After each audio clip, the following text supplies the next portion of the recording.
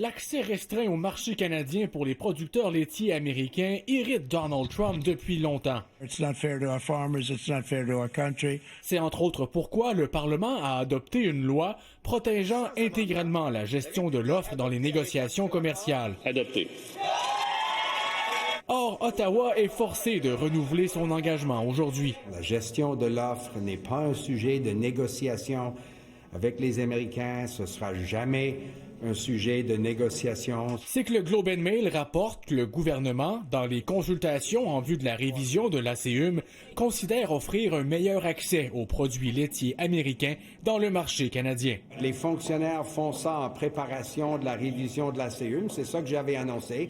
Cependant, c'est le gouvernement qui décide. Les changements réclamés par l'administration Trump permettraient aux épiciers d'acheter directement des produits laitiers américains au lieu de passer par un transformateur canadien. Une possibilité qui soulève des inquiétudes. Ça veut dire que les transformateurs québécois et canadiens vont être concurrencés par des produits américains.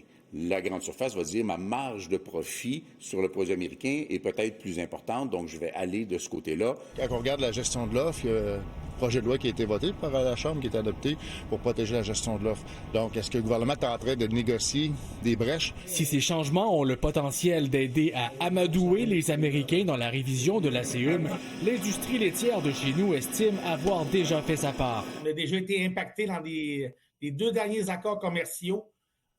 Fait qu'on est, je pense qu'on est assez donné là, de notre côté. Et avec de nouvelles concessions viendra aussi l'attente de résultats de la part des Canadiens. C'est que Mark Carney a déjà reculé sur la taxe sur les services numériques et certains contre-tarifs afin de plaire au président Trump, mais les droits de douane sur nos exportations continuent de s'accumuler quand même. Olivier Ferron-Boissé, TVA Nouvelle, Ottawa.